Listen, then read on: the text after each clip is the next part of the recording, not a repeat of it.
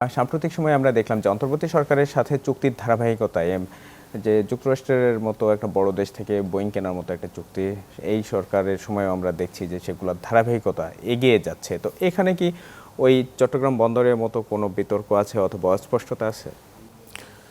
এটা হলো একটা মানে বাণিজ্যিক চুক্তি, কান্ট্রি টু কান্ট্রি। এটা কিন্তু পাবলিক প্রকিউরমেন্ট বা পিপিপির মতো কোনো কন্ট্রাক্ট নয়, যে কন্ট্রাক্টটা আমি একটা প্রসেসিংয়ের মাধ্যমে অর্জন করেছি অ্যান্ড দেন সাইন করেছি।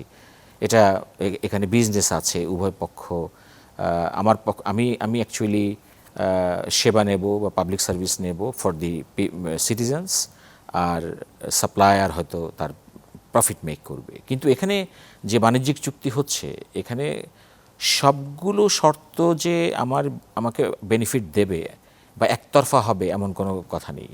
উভয় পক্ষের জন্য কিছু কমন ক্লজেস আছে, কমন কন্ডিশনস আছে।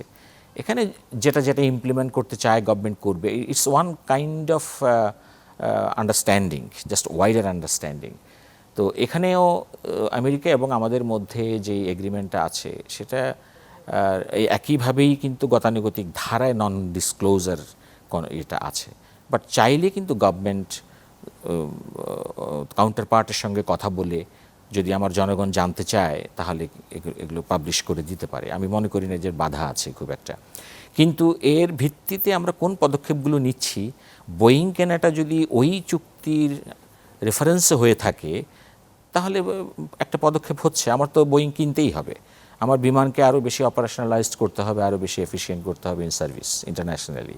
তো সেটার জন্য যদি আমরা ওখান থেকে কিনি, মার্কেটে আরও অন্য অন্য কান্ট্রিও আছে। তার আগেও গত 15-20 বছরেই কিন্তু আমরা একাধিকবার আমেরিকার কাছ থেকে বোয়িং কিনেছি, এয়ারলাইন্স কিনেছি আমরা, এয়ারক্রাফট। তো তখন তো এই কথাগুলি ওঠেনি। তো এখন উঠছে কেন? চুক্তি রেফারেন্স আছে বলে। বাট ক্রয়টা আমি চুক্তিটা থাকলেও করতাম, না থাকলেও করতাম।